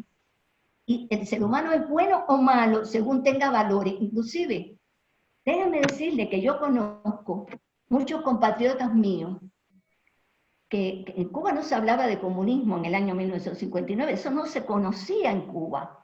Pero bueno, hay muchos compatriotas míos que, de mi generación, que todavía están vivos, que creyeron en eso, se sumaron, y yo les puedo asegurar que son buenas personas. Todavía siguen diciendo que creen en la revolución, pero viven como hablan. Son humildes, son laboriosos. O sea, yo por eso no acepto ni derecha ni izquierda. La pregunta que me hicieron de capitalismo, yo no entiendo de eso. Para mí las personas, yo soy una lectora incansable de José Martí, de sus obras completas. Entonces fíjense que yo dije que el amor es uno de los valores fundamentales, el que ama, y hablé de la revolución de los valores, la revolución que construye, que ama, que suma, da lo mismo que el individuo, por lo que sea, se esté poniendo un título, y diga yo soy liberal, yo soy esto. Yo a veces me los encuentro, que se creen que son los dueños de la verdad, de diferentes partidos, y digo, pero este se habrá fijado que tiene que empezar por cambiar él. O sea, yo no me creo, para que usted me entienda, en ningún concepto filosófico, yo divido a las personas, es más sencillo todavía, entre personas de valores y personas sin valores, y de los valores no es dueño nadie. El ser humano Dios lo crea bueno, con valores bueno, con luces y sombras, pero más con luces. Y entonces en el proceso de su vida, de formación de su personalidad, pueden o no surgir los valores. Inclusive personas que desvíen su camino, que no sean unos psicópatas en la vida, también pueden volver al camino bueno. Por eso no me gustan la palabra ni capitalismo, ni socialismo, yo no. Cuando me preguntan de eso, fíjese, no sé si vio la pregunta que dije, no sé responder eso. Estamos de acuerdo, no hay discrepancia ninguna. Y yo realmente a Gramsci ni lo conozco bien, fue Fidel Castro que me puso el libro en la mano. Cuando vi que era penetrar en las ideas de la gente, yo no sé si Gramsci lo hacía por bien o por mal, pero Fidel lo hizo para adueñarse del cerebro de la gente. Todo Fidel le puso su cuota de originalidad, su cuota de originalidad. Así que creo que no estamos discrepando, ¿no? Me alegro que me haya hecho la pregunta, porque yo también divido a los seres humanos en los que tienen valores, inclusive los que no tienen mucho, pero tratan de mejorar como seres humanos. Y da lo mismo de qué idea o de qué afiliación tienen su vida. Elvio Salcedo. Sí, realmente, bueno, felicitarle y agradecerle que hayas compartido esta mañana con nosotros, la doctora, y vos, Sergio, que has sido en parte el engranaje, como le decíamos en la juventud, para hacer la polea de transmisión de esta charla hoy. Nosotros creemos en esos valores, doctora, pero realmente creemos en la única revolución posible, que es la revolución democrática. Sí, nosotros hemos tenido gratas experiencias en nuestro país, la de 2 gobiernos radicales que dejaron para los tiempos en los cuales sigue nuestra lucha, la revolución democrática, pero flaquea la república cuando un poder del Estado como es la justicia ampara la impunidad, que es el problema que estamos teniendo los argentinos y que nos está haciendo trastabillar esta democracia. Así que realmente... ¿Y no se le parece un poquito al socialismo del siglo XXI? Yo le dije que entre los principios internos de política era eliminar la separación de poderes. Mire, muchas personas que gustan la política o que están en la política me dicen, no hables más de valores, eso es de místico, es de místico. Le dije, no, tan valor es amar, construir, como dijo el señor que me acaba que acabamos de conversar, como la democracia, los derechos humanos, el respeto a la Constitución, las instituciones, todos son valores inseparables. Entonces, mire, hay una lucha grande porque no se hable de esto, porque el valor va rescatando lo mejor que tiene el ser humano de cualquier lugar. El día que salgamos, como dijo él, toda la gente que quiere los valores van a ver que van a salir de todos lados. Van a salir de todos los ámbitos de la sociedad. Nadie es dueño de ningún valor. Lo que pasa es que muchos se hacen dueños. Ya yo veo que la palabrita la estamos usando por ahí como consigna. Y como consigna no tiene sentido que la usen. Yo solamente les aconsejo, usted me dice que se peligra la democracia. Atención, que le parecen algo a lo que acabo de decir del socialismo del siglo XXI. Se le parecen algo, entonces abran los ojos. Abran los ojos si se les parecen algo. Gracias, Jarolaski. Adelante. Bueno, no quería dejar pasar sin decirte personalmente el afecto que te tengo y enviarte un beso y mi agradecimiento por todo lo que hiciste por mi viejo. Y quería nada más decir a todo esto que vos has dicho, que coincido plenamente, cuando hablamos de todas las personas que hemos tenido un tránsito por la vida que nos ha llevado al reconocimiento de uno mismo, que nos ha llevado a la lucha por poner el espíritu delante de cualquier otra situación, por encontrar todo esto que nos cobija en el universo y que nos hace ser a todos iguales, ¿no? Y coincido con vos, cuando uno habla de estas cosas, te dicen que sos mística, y parece como que el misticismo o la cuestión religiosa, o no la religión, sino la cuestión religiosa, cuando hablamos de valores, cuando hablamos de sentimientos, cuando hablamos de todo lo que lo distingue al ser humano, de místicos o de locos. Yo abracé el taoísmo hace muchísimos años, después que murió mi viejo, justamente que entré en una crisis bastante profunda de mi ser. Pero bueno, pero ¿sabes qué es lo que te quería decir, Hilda, de todo esto que vos hablás del socialismo del siglo XXI, que también fue temas de conversación durante muchos años con mi padre, y que siempre me llamó la atención, porque uno tenía como esa contradicción, esa paradoja, ¿no?, de lo que te ofrecía el socialismo como reivindicación social y de lo que realmente pasaba. ¿Sabes qué es lo que a mí me preocupa muchísimo del socialismo del siglo XXI? La mentira,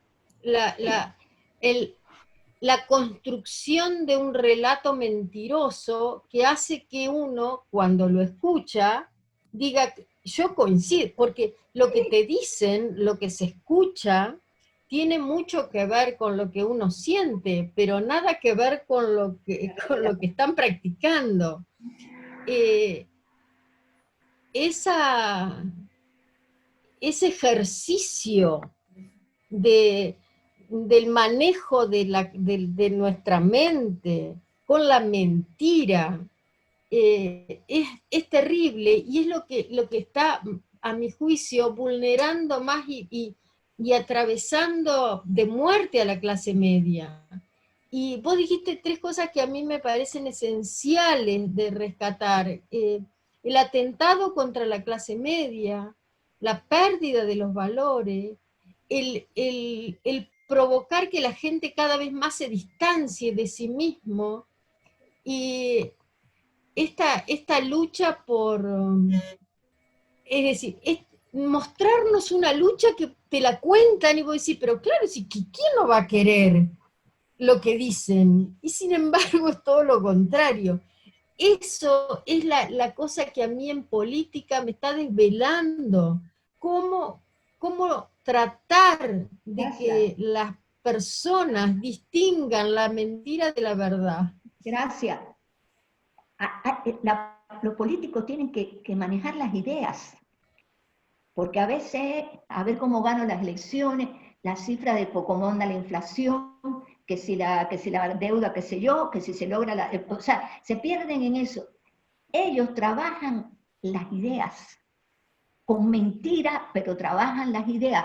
Y ustedes me van a perdonar, lo que voy a decir tal vez no caiga bien. Yo todavía no me he encontrado un líder en América Latina con la profundidad, con el compromiso, con la verdad y con la formación para hacerle frente a este monstruo, creado por un individuo, un estratega monumental para el mal que yo digo que, siempre digo, y yo fíjense bien que fui víctima de todo eso, y yo fíjense cómo hablo del señor Fidel Castro. Ahora, uno de los grandes problemas de la política mundial ha sido subvalorar la genialidad de este hombre para el mal, para armarlo todo de manera que aún después de muerto sigue funcionando, para que el grupo de Lima, Gracia, creado por supuestos demócratas, insulten a Maduro y el primer ministro de Canadá, que tiene negocios en Cuba, diga que la solución él la va a resolver hablando con Cuba. O sea, ¿cómo es posible que un jefe de Estado diga que el problema de Venezuela lo va a resolver los mentores de Maduro?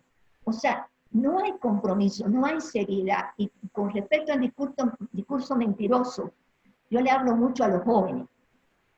Porque digo, a mí me llevaron por un camino que no era el mío. Fíjense, les voy a dar 2 o 3 consejos. Miren, si lo que dicen coincide con la vida de ellos, si hablan de los pobres y si de verdad están identificados con los pobres. O sea, es fácil. Son mentirosos, pero o sea, la mentira facilita de descubrir. Fíjense si hay coherencia entre la vida de esta gente y su palabra. Fíjense si hablan de amor y son sembradores de odio. O sea, no es muy difícil, pero tiene que haber líderes. Y sé que me están oyendo personas que se quieren dedicar a la política. Ahora veo que abundan los Zoom. Grandes fundaciones que tienen mucho dinero, un Zoom detrás de otros. Para que la gente repita las mismas cosas. ¿Qué es la economía? ¿Qué es esto? ¿Qué es la inflación? ¿Qué es el otro? ¿Qué es la... Por favor, la economía la lleva el ser humano y el ser humano hay que rescatarlo porque está perdido. Lo que tú dices, el ser humano ha perdido el rescate de su propio yo. Lo han alienado en base a mentiras que junto con seres humanos, que somos los que formamos la sociedad. Entonces, ya les digo, para mí es muy difícil hablar de esto. A veces digo, 77 años, sobrevivo porque mi hijo se ocupa de mis modestos gastos. Y Mercedes lo sabe. Y sin embargo, no paro. Para que me digan que están separados, los valores no están separados de la política. Es lo que dice ella, y hace falta líderes que se den cuenta de esto, comprometidos, sacrificados, honestos, transparentes, pero que además luchen con ideas buenas frente a las ideas mentirosas de este monstruo transnacional. O sea, me alegro mucho que Gracia haya hecho este aporte, porque realmente, y yo no soy feminista en lo más mínimo, o sea, creo en los derechos de la mujer igual que en los deberes y que todos somos complementos de mujer y hombre en la sociedad. Pero a veces la mujer es un poco más sensible para percibir el peligro que el hombre. Eso está también, yo creo, en la personalidad femenina. Les vuelvo a decir, atención, todo lo que se parezca a lo que acabo de decir del socialismo del siglo XXI es para ponerle una señal de peligro SOS. Luciana de la Mare.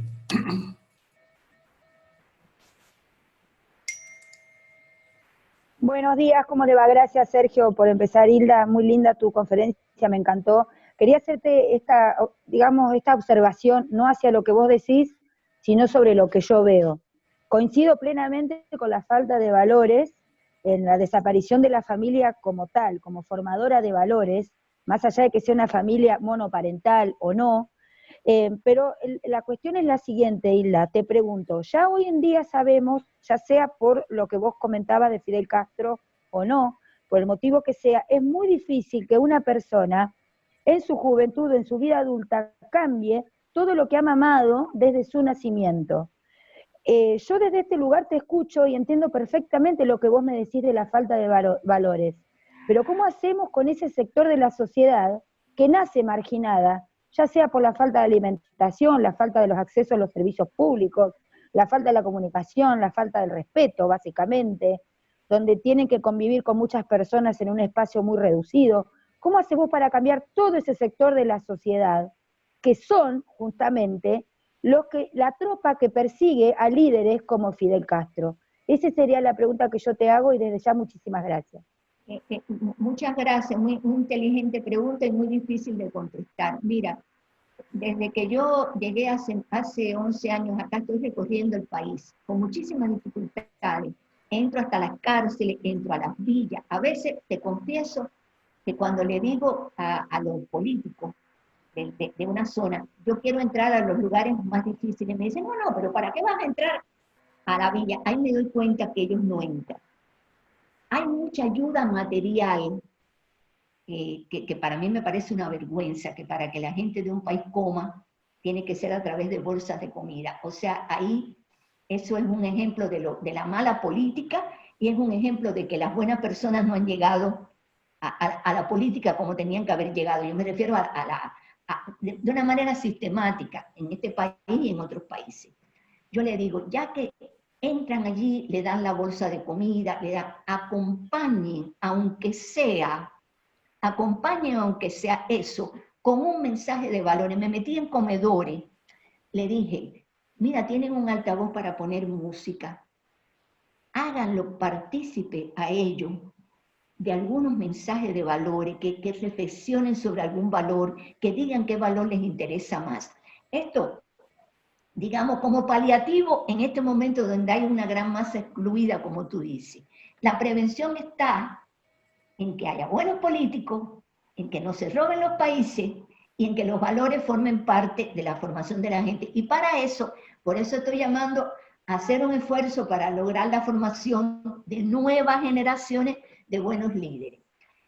Por ejemplo, tanto comedor, tanta cosa que hay, incluir allí un proyecto como hizo, por ejemplo, Toti Flores, donde la gente trabaje y donde en el contexto del trabajo se vaya hablando con esa gente de valores, porque ¿sabes qué? Ahí está Mercedes, que entramos una vez a una zona muy carenciada de Gualeguay. Y eso me ha pasado después en otros lugares. Y ahí estábamos hablándole a mujeres que no se sabía qué edad tenían, del hambre que habían pasado y pasaban en su vida. Y empezamos a decirle que íbamos a hacer allí un programa, que necesitábamos la colaboración de ellas. Y había una mujer llorando.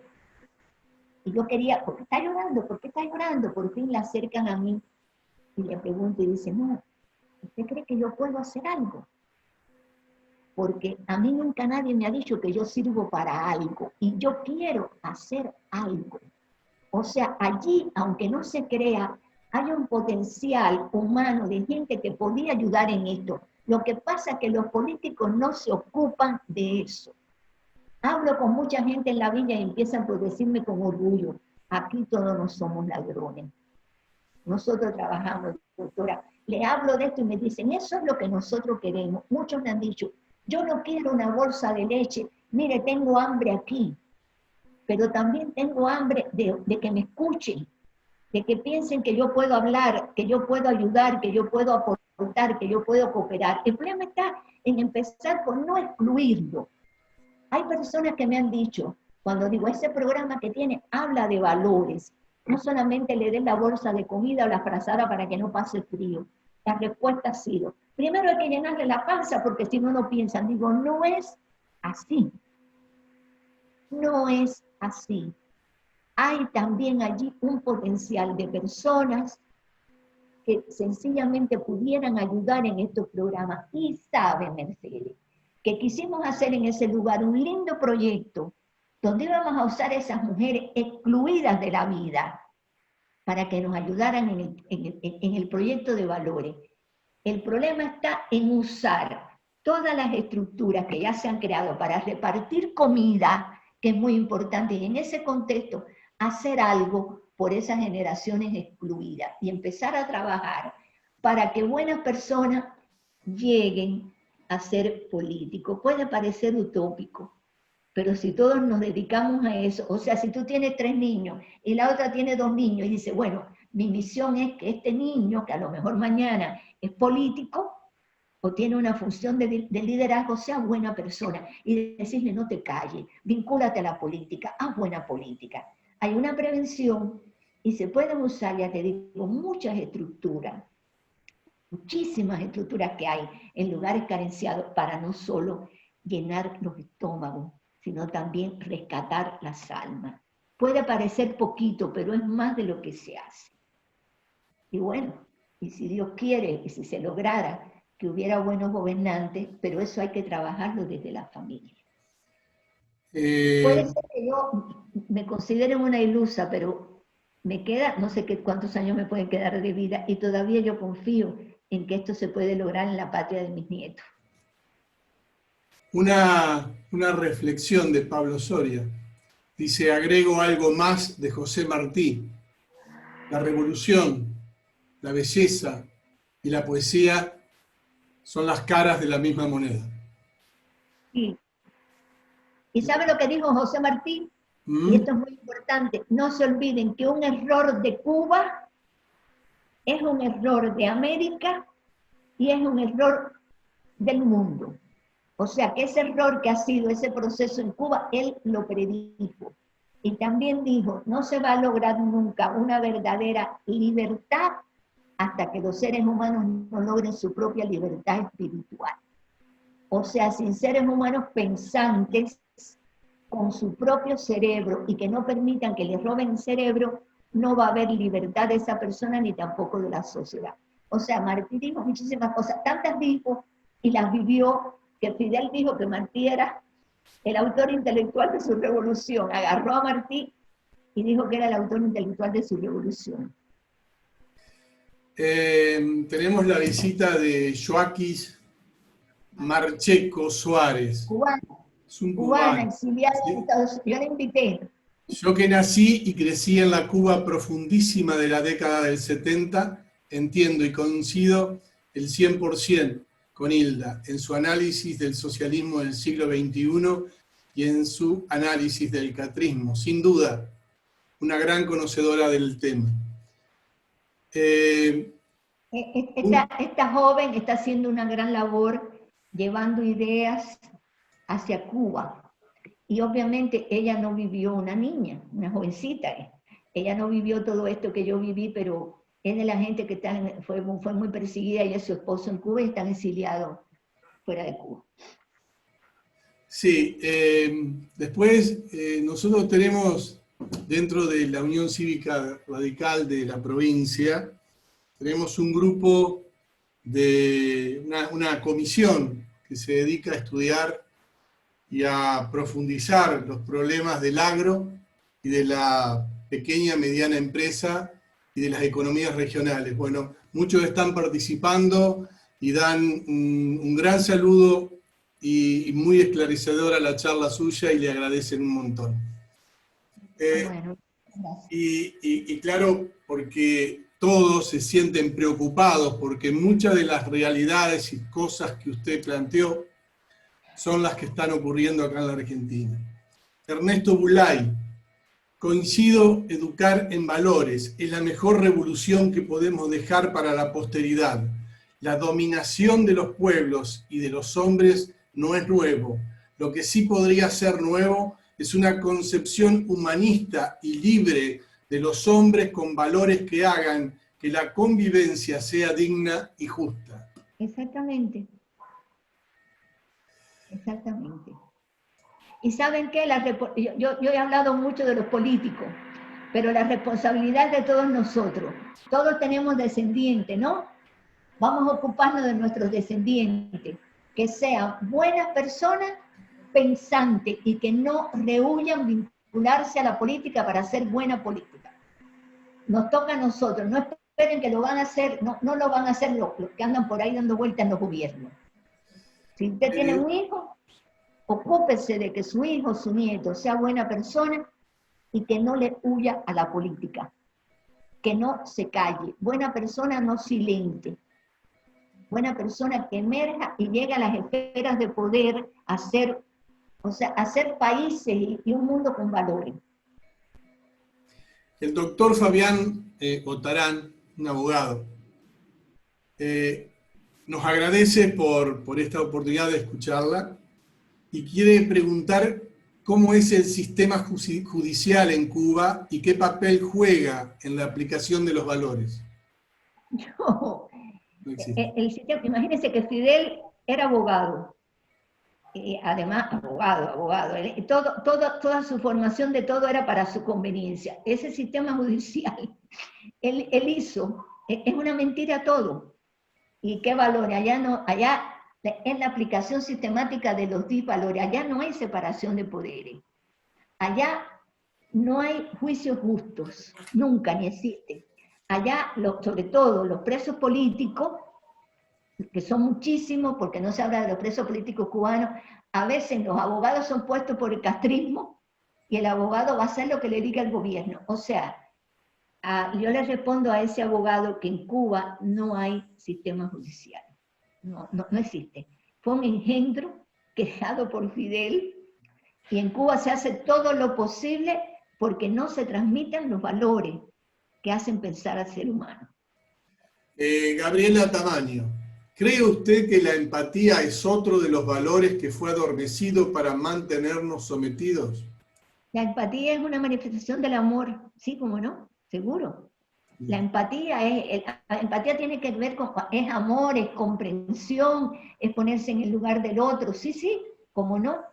El problema es que todo lo que signifique que el ser humano comprenda al otro, comprenda que somos únicos, irrepetibles y diferentes, que tenemos que respetarnos, que todos tenemos derechos y deberes, y que hay que respetarnos, es importantísimo para la convivencia en la sociedad. Eso ha sido eliminado junto con el amor, el perdón. Sí, lo creo, no estoy convencida. Bueno, Hilda, realmente muchas gracias, realmente muy agradecido. Y bueno, ya organizaremos otra reunión y la volveremos a escuchar. Muchas gracias. Bueno, me alegro mucho que le haya ayudado en algo. Y fíjense, dejen a un lado, este es mi último consejo, dejen a un lado los conceptos filosóficos y los nombrecitos y los títulos. Vayan, esto se va a grabar, escuchen bien lo que dije, todo lo que se parezca a esto que yo les dije, que existe y funciona, es peligro. Atención, peligro. Peligro para todos los países que se parezcan a esto que yo les expliqué. Muchas gracias, y muchas gracias a todos por la participación. Buena mañana, ha sido grata mañana, buen fin de. Nos ayuda el sol hoy. Gracias, Hilda, buen día. Gracias, doctora. Gracias, muchas gracias, Hilda. Maravilloso el mensaje. Muchas gracias. Un placer como siempre. Muy valioso. Muchas gracias, Hilda. Muchas gracias. Gracias, Hilda. Gracias, que coincidimos. Muchos años más. Gracias. Muy bueno. Ojalá repitan estas charlas muy buenas. Gracias. Gracias. Muchas gracias a todos. Gracias a ustedes. Chao, Carlito, Goyeneche, Rubén, chao, Rubén Pagliotto, Rubito. Qué grande, Vaquita. Gracias, Santiago. Muchas gracias, Santiago. Gracias a todos. Muy buen nivel. El debate, muy bueno, muy bueno. Felicitaciones, Sergio. Sí. Felicitaciones. No, muchas gracias. Sí, lo hacemos entre todos. Hilda. Esta es mi nieta. Linda, te vi que estaba, qué cosa más linda. Cuéntale de su abuelo, gracias, cuéntale de su abuelo. Seguro claro, que... por Ernesto supuesto. Ernesto Bulay. Adiós. Gracias a todos. Él vio, grande, él vio. Buen fin de... Muchas gracias, Sergio. Chao, Adriana, a ver si nos hablamos, Adriana. Sí, estamos en contacto. Ahora nos hablamos. Bueno. Dale. Chicos, chau, chau. Chao, chao. Chau, chau, chau, chau.